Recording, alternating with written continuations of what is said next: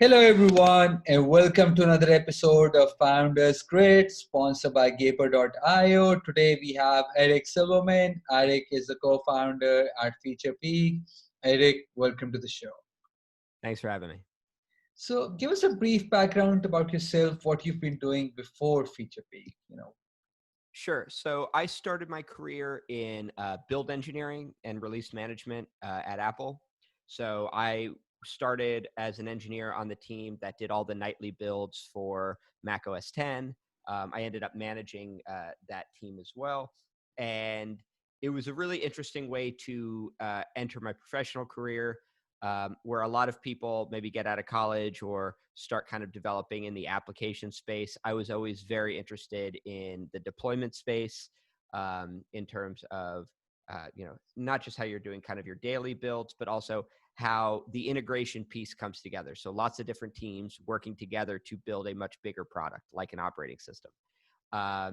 So I was at Apple for a number of years, working on the OS X build process, the iOS build process, and working very closely with the release management teams who are setting the schedule and making sure that all these products ship on time and are of quality and all those things. After that, I went to a startup to lead the engineering group there. We were building up a web product, and that's really where I always like to say I went from the biggest company to the smallest company possible. Yeah.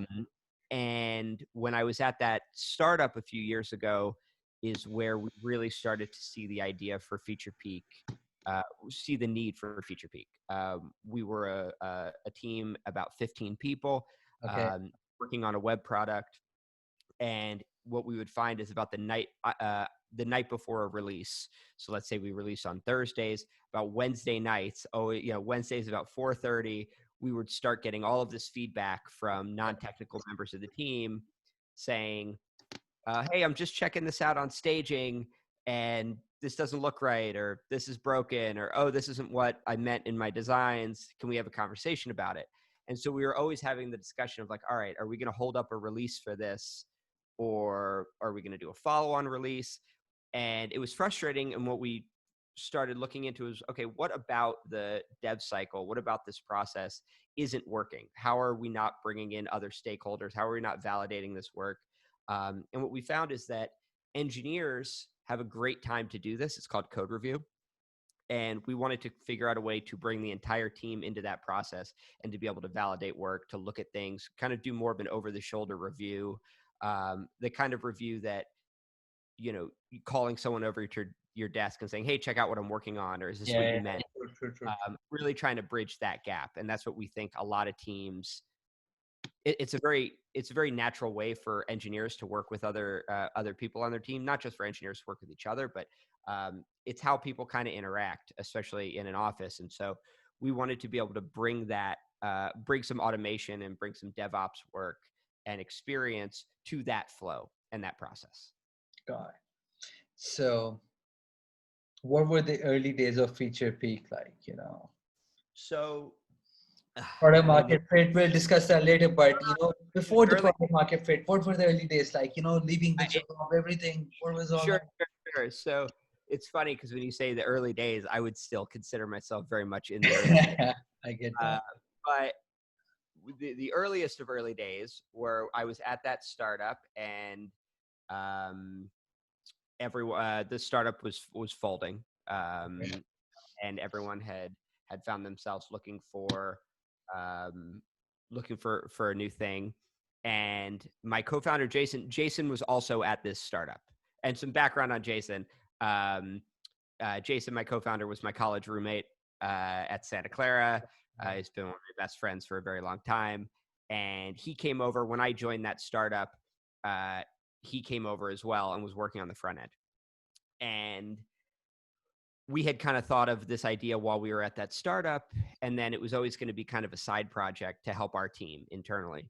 And then when we were all looking for a new thing after that startup had folded, I was at a New Year's party with Jason, and we both, we I'm were loving it. we were trying to decide what to do. Like, all right, I'm loving it already. are we going to go apply for jobs? What are we going to do? And he said to me, because, what do you want to work on? Like, what kind of problem do you want to work on? I was like, we never really made that feedback environments project. That would be fun to work on.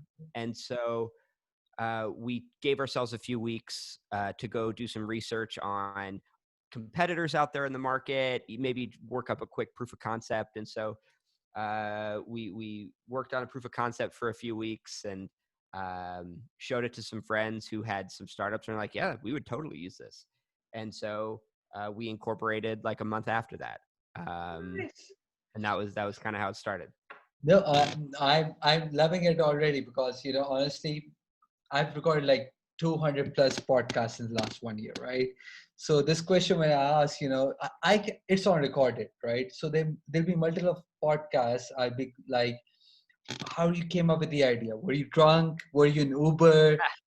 Share the story with me. Are you sharing it on New Year's night? It's just so awesome. So Yeah, I okay, mean, it was one of those things where, and this is just the kind of engineer I am. I'm not the kind of engineer that will spend my time working on a lot of personal projects. I have lots of other things. I mean, I do a lot of woodworking, I play a lot of music, I build my own amplifiers and guitars, and I have plenty of hobbies, right? I have plenty of things to take up my time. So when I'm writing code or thinking about software projects, things like that, it's usually more professional focused. I'm not really looking for it as a side project.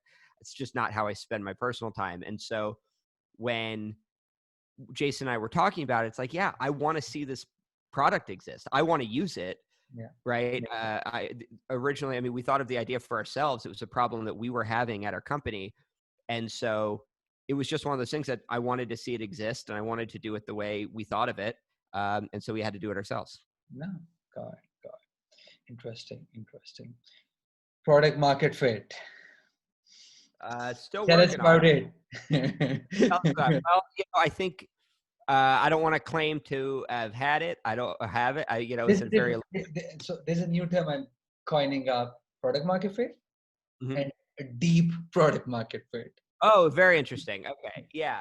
I think we're still very much trying to find it. I think the thing that we do know and the thing that we're very fortunate to speak with our current customers about, and it's something that we're always kind of trying to iterate on, is what do how does the idea of feedback and review fit into a development cycle, and how do teams like to work together and how do teams like to work apart, especially on technical projects. And so the thing that we're always kind of trying to focus on is what kind of features can we put out there to meet our users where they are. For example, the integrate with the tools and build systems and bug tracking tools that they already use, to just make it a no-brainer. And what kind of friction points exist in this workflow. So um, it's just so antiquated for an engineer to be sitting at their computer, they do something, and then it rolls all the way to prod without any feedback. We know that that doesn't exist in practice. It can't. Teams, there's too many dependencies, there's too many stakeholders. So what can we do? What can we learn from our customers' current processes to help really make FeaturePeek more powerful and more essential in their workflow? And so that's really the goal. We're still very much learning. I mean, we've been learning since day one, and I don't see that stopping anytime soon. Things would be very boring if we stopped learning things.